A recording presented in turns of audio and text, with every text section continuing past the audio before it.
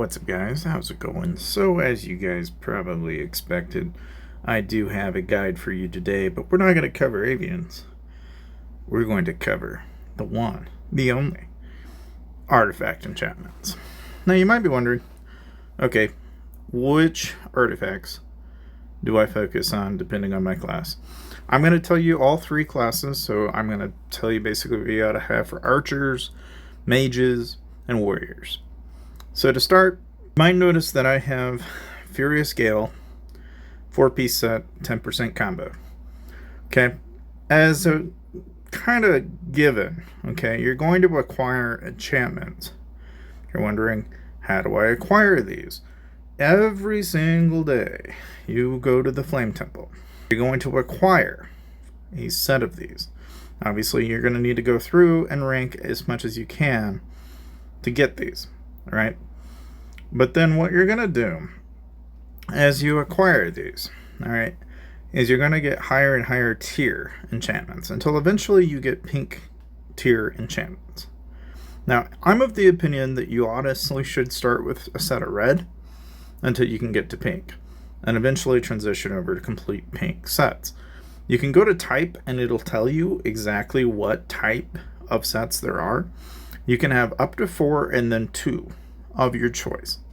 So I would say for archers, your Furious Gale enchantment is going to be the most go-to because that's going to give you combo damage. For warriors, Heart of Resilience is going to be your go-to.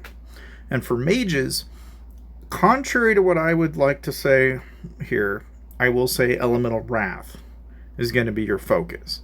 Now you might notice 2 other ones, Blazing Roar and Iron Wall, and Mana Mastery. These 3 are kind of a question mark for a lot of people because you go, well, where do these fit?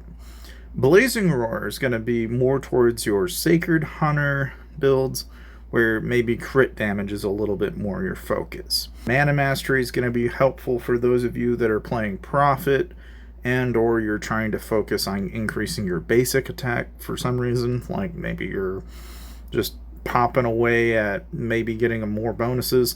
Iron Wall is going to be helpful for warriors that are not going down the Warbringer route.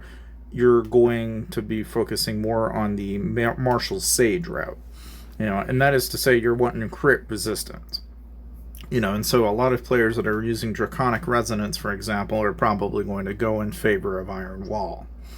That said, what should you do in the event that you're like a Plume Monarch or a Sacred Hunter Archer? You'll probably go 4-piece into Furious Gale, okay?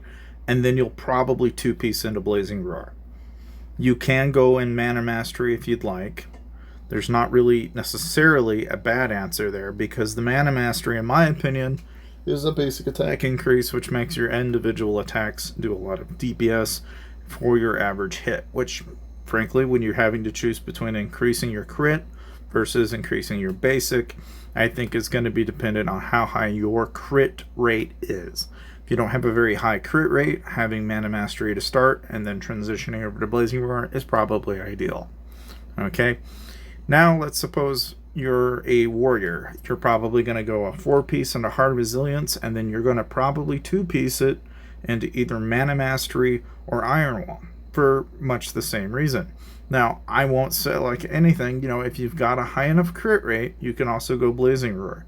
The only time where skill damage here makes any sense to me in any of these builds, and this goes for warriors and archers, is if you want to be focusing on skill DPS for some reason.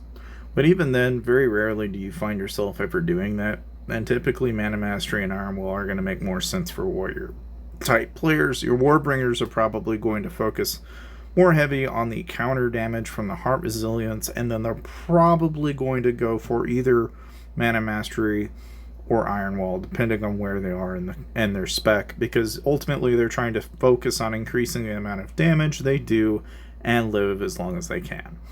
So resistance and counter are going to be kind of play by ear as far as the warrior class is concerned. Mages are probably going to go 4-piece into Elemental Wrath in my perspective, okay?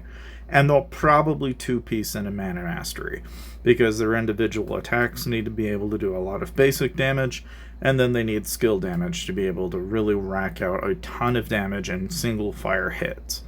Now, that is not to say that, there aren't possible scenarios where a prophet might go combo or might go counter, but it's very rare. Then the same is also true for Dark Lord. You could see a Dark Lord that uses a lot of skill damage and goes for crit maybe, or goes for a little bit of combo. But again, these are one-off situations where it makes only sense as long as you have a lot of your crit rate increased, a lot of counter rate increased, or a lot of combo rate increased. Otherwise, really, it may not be such a bad idea to look at Mana Mastery and Elemental Wrath for a mage. Okay? That said, that is pretty much what you focus on in terms of types. Now you might be wondering, what are the positions? So each position is going to be determined on the wheel, and of course you're going to need to pick the best possible tier of artifact enchantment you can get. So while yes, you do have 4 pieces, you'll notice that like type 1 is HP, type 2 is attack, type 3 is defense, type 4 is going to be counter damage, type 5 is going to be counter damage resistance, basic attack resistance, pal damage resistance. You see a trend here. And then type 6 is going to be your crit damage bonus, boss damage bonus, skill damage resistance. Notice that it's never one thing, right? Like if I go to type 1, it can be HP, and every situation that you get it, you'll notice that each of these shards are going to have different stats that they also add to it. This is part of the reason why when you get to like purple tier, it makes more sense, because you're going to have higher quality stats paired with your type and position stone. So it becomes kind of a name of whatever you can focus on. Now, as far as like actually upgrading these, all right, you'll go in here and enhance, and then you'll go ahead and pick as many of these as you can. Typically, I like to go and grab anything gold and below and just go ahead and wipe them out. You can grab anything from, say, orange and below if you like, if you've already gotten most of your red enchantments like I do. And then you can just go ahead and dump all of that into that one enchantment, and do that occasionally every day, and you're going to have a fairly substantial amount into certain crystals. So like here, I can go into Furious Gale, get counter damage resistance. So I'll go ahead and grab everything orange and below, bring that up to level 10, and gain all the stat bonuses. Now when we get to the reds, it becomes kind of a question of what are you focusing on at the time. So like here, I'm going to go ahead and just grab all my red and belows, and I'll bring my pink soul, basically pink soul. I'll bring up my pink enchantment upgrade, so that way all I have left are pink souls. And I don't recommend spending your pink souls. You can always hang on to these in case you ever want to change builds. But anything below pink, in my opinion, is basically something that can be perishable, I think. That said, that is really about everything in terms of artifacts that you really need to know. I mean, outside of that, you're just looking at what is going to give you the best amount of stats possible.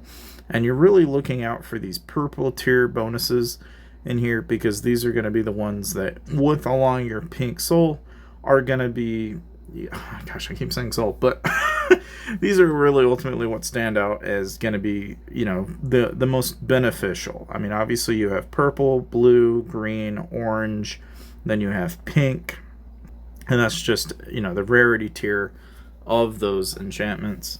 So you're just focusing on that, really, more or less. And then once it's all said and done, you can look at your attribute bonuses and actually see what you've accomplished.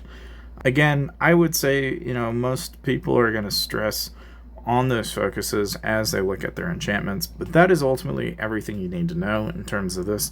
Hopefully that was helpful for you, and I'll see you guys next time.